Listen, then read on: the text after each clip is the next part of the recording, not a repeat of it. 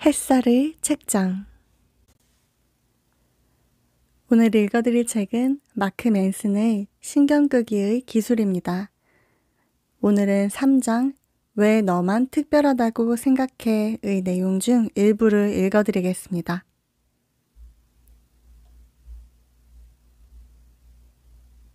모두가 위대한 사람이 될 수 있다라는 헛소리. 오늘날 우리 모두가 굳게 믿고 있는 명제가 있다. 바로 우리가 아주 특별한 일을 하게 될 거라는 믿음이다. 유명인이, 재계의 거물이, 정치인이 그렇게 이야기한다. 심지어 오프라 윈프리조차도 그렇게 말한다. 우리 하나하나가 모두 특별한 사람이며 우리 모두가 위대한 사람이 될 자격이 있다. 그런데 이 주장에 모순이 있다는 사실을 눈치챘는가? 따지고 보면 모두가 특별하다는 말은 아무도 특별하지 않다는 말이나 마찬가지다. 사람들은 자신에게 실제로 어떤 자격이 있고 없는지를 따져보는 대신 저 주장을 덥석 문 뒤 더 많은 것을 바란다. 지금은 평균이 성공과 실패를 가늠하는 잣대 역할을 한다. 통계의 한가운데에 있는 상태가 우리 인생 최악의 상황이다. 특별함이 성공 기준인 사회에서는 중간보다는 차라리 밑바닥에 있는 게 낫다. 밑바닥에 있으면 적어도 특별 취급은 받으니까. 그래서 많은 사람이 이 전략을 택한다. 세상에서 가장 비참하고 가장 억압받고 가장 핍박받는 사람이 바로 나라고 모든 이에게 호소하는 것이다. 이처럼 많은 이들이 평범함을 받아들이기를 두려워한다. 그걸 받아들이면 뭔가를 성취하지도 앞으로 나아가지도 못해서 별 볼 일 없이 살게 될 거라고 믿기 때문이다. 하지만 이런 사고방식은 위험하다. 돋보이고 대단한 삶만이 가치 있다는 전제를 받아들이는 것은 자신을 비롯한 대부분의 인간이 가치 없는 쓰레기라는 결론 또한 받아들이는 것이나 마찬가지다. 이런 정신 상태는 자신은 물론 타인에게도 위험을 초래한다. 간혹 어떤 사람이 뭔가의 특별한 능력을 발휘하는 건 자신이 특출하다고 믿어서가 아니다. 오히려 이런 능력은 부족한 점을 보완하는 데 집착할 때 나온다. 또 이러한 개선에 대한 집착은 자신이 전혀 대단하지 않다는 올바른 믿음에서 나온다. 즉, 한 분야에서 위대한 성취를 이룬 사람이 나는 아직 대단한 사람이 아니며 앞으로 더 나아질 수 있다고 생각하는 것 자체가 성공의 원동력이 된다는 것이다. 우리 모두가 특별하며 위대한 사람이 될 수 있다는 식의 말은 사실 허튼 소리에 지나지 않는다. 맛은 좋고 술술 넘어가지만 실제로는 영양가 하나 없어서 먹어봐야 감정에 헛바람만 들게 하는 정크푸드일 뿐이다. 육체 건강에는 역시 채소다. 그렇다면 감정 건강을 위한 채소는 무엇일까? 바로 몸이 건조하고 일상적인 삶의 진리를 받아들이는 것이다. 이를테면 이 넓은 세상을 고려하면 내 행동은 사실 별로 중요하지 않아. 혹은 내 인생 대부분이 지루하고 평범하겠지만 그래도 괜찮아와 같은 자세 말이다. 물론 처음에는 이런 채식이 도무지 입에 맞지 않아 고개를 돌리게 될 것이다. 하지만 일단 삼키면 몸에 힘과 활력이 넘칠 것이다. 세상을 놀라게 하는 차세대 거물이 되어야 한다는 압박감이 마침내 사라질 것이다. 매일같이 능력을 증명하려는 욕구, 그리고 무력감으로 인한 스트레스와 불안감이 가실 것이다. 자신이 평범한 존재임을 이해하고 받아들이면 어떤 평가나 거창한 기대도 하지 않고 자유롭게 자신이 진정으로 바라는 것을 이루게 될 것이다. 또한 삶의 근본이 되는 경험을 깊이 음미하게 될 것이다. 다시 말해, 소소한 우정을 나눈다거나 무언가를 창작한다거나 어려움에 처한 사람을 돕는다거나 좋은 책을 읽고 좋아하는 사람과 함께 웃는 일 등에서 즐거움을 찾게 될 것이다. 따분한 소리 같은가? 그건 이런 일들이 일상적이기 때문이다. 하지만 일상이 괜히 일상인가? 중요하니까 일상이다.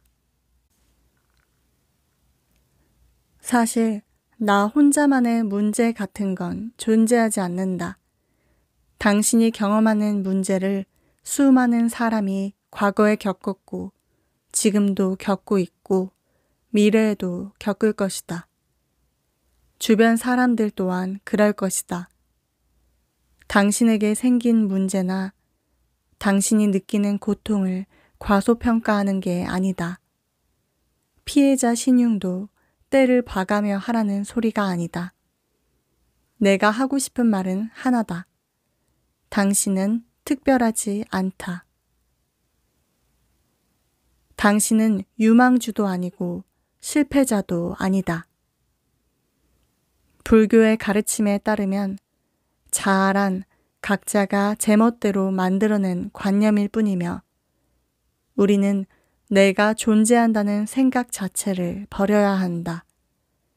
다른 말로 하면 자의적인 기준으로 자신을 규정하는 행위는 사실상 자승자박이나 마찬가지이니 차라리 모든 것을 놓아버리는 편이 낫다는 뜻이다. 어떻게 보면 신경 끄라는 소리나 마찬가지다.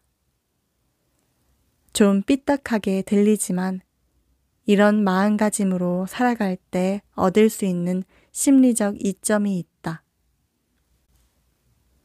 머릿속에 담고 있는 자아상을 버리면 자유롭게 행동하고 실패하며 성장할 수 있다. 난 인간관계에 서툰 것 같아 라고 있는 그대로 받아들이면 그 순간 당신의 에너지를 갉아먹던 수많은 관계에서 자유로워질 수 있다. 사회적인 사람이 되어야 한다는 당신의 정체성이 사라지기 때문이다. 그래, 난 반항아가 아니라 샌님인가 봐 라고 자기를 있는 그대로 받아들이는 학생은 속박에서 벗어나 열정을 되찾을 수 있다. 학자가 되겠다는 꿈을 쫓다가 실패해도 거리낄 것이 없기 때문이다. 여기 어찌 보면 좋기도 하고 어찌 보면 나쁘기도 한 소식이 있다. 거두절미하고 말하자면 당신의 문제는 특별하지 않다. 그렇기 때문에 놓아버리면 크나큰 자유를 맛볼 수 있다. 근거 없는 확신으로 인한 두려움도 일종의 허세를 낳는다. 내가 탄 비행기가 사고로 추락할 비행기라고 믿을 때, 내 사업 계획이 모두가 비웃을 어리석은 계획이라고 생각할 때, 내가 바로 모두가 조롱하고 비웃을 사람이라고 여길 때, 우리는 자기도 모르게 속으로 이렇게 생각하고 있는 거다. 난 달라. 남들과는 달라. 난 특별해. 이게 바로 자아도취, 나르시시즘이라는 거다. 그것도 아주 전형적인. 여기에 빠진 사람들은 내 문제는 남다른 것이라고, 내 문제는 물리세계의 법칙을 따르지 않는 유별난 것이라고 생각한다. 충고하건대 자신이 특별하다거나 남다르다는 생각을 버려라. 삶의 기준을 평범하고 일반적인 것으로 다시 정하라. 자신을 유망주나 제야의 천재로 보지 말라. 비참한 피해자나 형편없는 실패자로도 여기지 말라. 그보다 훨씬 평범한 정체성인 학생, 배우자, 친구, 창작자와 같은 기준으로 자신을 평가하라. 자기의 정체성을 좁고 희귀한 것으로 규정할수록 더 많은 삶의 요소들이 위협적으로 보일 것이다. 그러므로 되도록 단순하고 일상적인 방식으로 자신을 규정하라. 이렇게 살아가려면 거창한 자아상을 버려야 한다. 이를테면 나는 유별나게 똑똑하다거나 재능이 넘친다거나 엄청나게 매력 있다거나 상상을 초월할 만큼 괴롭게 산다는 생각을 버려야 한다. 내 덕에 세상이 돌아가고 있다거나 내가 세상에서 제일 불행하다는 엉뚱한 믿음도 버려야 한다. 오랫동안 의존해온 감정적 쾌락도 끊어야 한다. 이런 것들을 포기하면 약쟁이가 주삿바늘을 버릴 때처럼 금단 증상을 겪을 것이다. 하지만 그 대가로 새 사람이 될 것이다. 읽어드릴 부분은 여기까지입니다. 소소한 일상, 작은 행복이 깃든 한 주를 보내시길 바랍니다. 햇살의 책장 햇살이었습니다.